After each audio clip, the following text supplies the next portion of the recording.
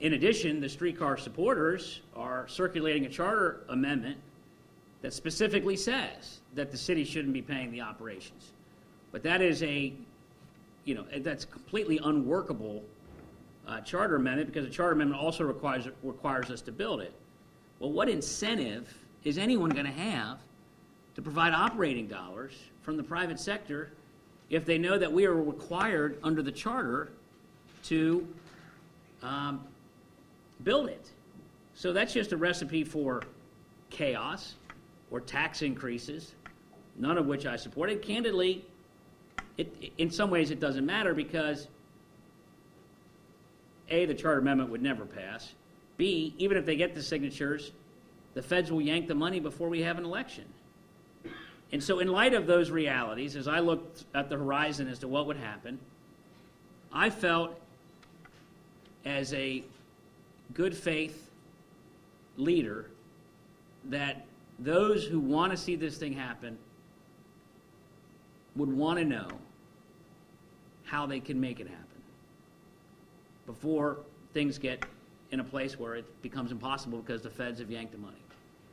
So I felt that they should be told, and so we had meetings last night here at City Hall with leaders of the streetcar petition group. We met with we met with the Hale Foundation on Monday. We've sent this message consistently over the last 3 or 4 days, and nobody has suggested that they have the money or are making a guarantee to the city. But I think they are interested in trying to find a solution, and we're happy to help. Is what's driving this the possible yanking of the federal funds, and also is the realization that perhaps canceling the project is going to be more costly than finishing it out, phase one? No, I think it's clear that the cost of cancellation will be a lot less than the cost of continuation, especially when you factor in the cost of the operating liability, which, as I pointed out, probably has a net present value of somewhere in the range of $80 million. So if the private sector can take off that $80 million liability to us on a net present value basis, well then, that to me seems like the art of compromise. Mayor, if the private sector does that and everything gets worked out, will the public know who is providing backing? Well, we're going to need some kind of a legal agreement that will be public, that have to be passed by the city council. So these institutions and these businesses and these people who want to remain anonymous right now, it will be known if they come forward what they're putting up and Well, I mean, at some point, as Kevin pointed out, we have to know that there are sufficient assets to back up the guarantee so it's a meaningful guarantee. There may be people, helping that, who don't want to be revealed, but, that's pretty far down the road as to the details of the negotiation, and we're nowhere near that. But certainly the public needs to know, and I can tell you that myself and City Council are going to need a public legal agreement document that clearly can be verified that there are sufficient assets available to us to cover these costs. Standing here today, and from the conversations and the meetings that you've had in the last few days and weeks, how confident are you that something can be worked out in time for the December 19th deadline? Well, it's obviously a huge, huge hurdle to try to pull this together in 7 days. And as I said earlier, it may not be possible. But I want people to know that I'm willing to be a good faith partner to find a real compromise. So far, everything that's been proposed is we, the taxpayers, have to bear all the burden. And these folks have to bear all the burden. I'm willing to roll up my sleeves and help. The leaders asked last night if we could try to get the deadline extended for a couple weeks, literally till December 31st. I said I would ask. It's not my decision. It's Peter Rogoff's of the Federal Transportation Administration. So, having said that, we are not going to restart construction other than the work that we're doing to close, manholes and to make sure that the streets are in safe condition and making sure that we don't trip the contract.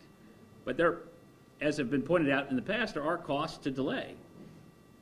And so, while I will cooperate with and it's not my decision, it's the federal government's decision, a limited extension, that does not mean that we're going to continue building a streetcar and taking on additional capital liability for a streetcar system, which we could, where this deal may fall apart and we still end up canceling it. So we're not going to take on additional liabilities, but if there's a way to get a week or two extension, you know, we'll be happy to help. Is the special improvement district part of the discussions that have been going on, or is that off the table? It's a completely unworkable solution.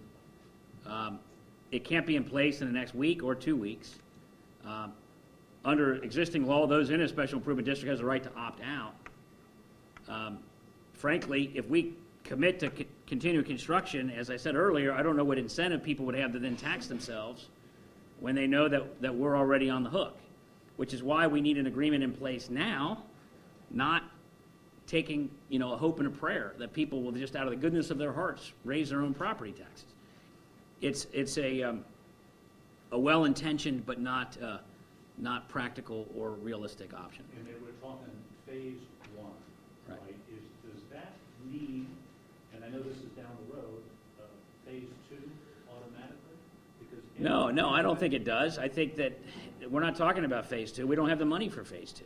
But you it's know. always said that if you do phase one, it doesn't make any sense just to stop there, that you gotta connect. Well, it's taken them 7 years to build phase one, so, you know, if not even longer, because it won't be done until 2016. And I'm not going to speculate on future phases. Since the election, you've said the streetcar is dead. You've said that the people have spoken. How do you go to the people who voted for you and reconcile what you're saying today? Well, first of all, the streetcar was going to come with a new financial liability as far as the eye could see at the expense of basic services. If we can find a solution that takes that risk away from the taxpayers, that's a whole new deal. And I think that's fair, and I think that, you know, compromise is a good thing, but it's got to be real compromise. And real compromise means that we can't take on, the taxpayers cannot afford, and the citizens cannot afford the loss in basic services that would result from taking on this new liability. You want to add police officers, you want to add firefighters, Right. where's that money going to be coming from? It's a great point, Tom. That's what we got to try and tackle. We need more cops. We need more firefighters. We need to be able to make sure that we're delivering the services that people want. We have a 20-minute delay for a priority call in District 3. We have brownouts every day. So where's the money going to come? We're going to tackle that in January. And the last thing we want to do when you're in a hole and trying to get out of it is, the first thing you got to do is stop digging. So the last thing I want to do is create a new $4 million hole in our budget for the streetcar. I mean, that makes the problem worse, not better. We all, as your question implies, we're going to have to make some tough decisions as it is to reduce expenses in this city budget in order to reprioritize police and fire services. So the last thing we can afford to do is to make that hole even bigger. Mayor, have you formally asked the Federal Transportation Administration, or is that yet to extend the deadline? Oh, I will, but no, I haven't yet. I mean, this meeting I had last night where I was asked to make that request was at 6 p.m. and it's, 9:30. So, but I will. You need time to do that. And as far as, going forward with the rest of this week and then up until next Wednesday, I know you're going to have phone conversations and meetings and all that, but what is there sort of a drop dead day? Oh, I think the drop dead day is the federal government day that they say it's over. And So that could be next Wednesday or it could be. yeah, I mean, I think the worst case scenario, the longest delay would be at the end of the year. Let me modify that. Clearly, the biggest driver to the final decision day here is the federal government because they control $40 million. But there's another delay. There's another deadline that at some point would become important to us, which is there are costs of pause. And we don't want to incur a whole lot of additional costs if we're going to end up, if this deal doesn't work out, and like I said, if it doesn't work out, it doesn't work out. I'm not going to be angry or upset with the private sector if they say, yeah, we don't want to take on this kind of liability. I wouldn't blame them. But if they want to, and the leaders of the streetcar are serious, the movement, that they believe that the taxpayer shouldn't bear the burden of the operations, well, then they've got to get to work and come up with something quick.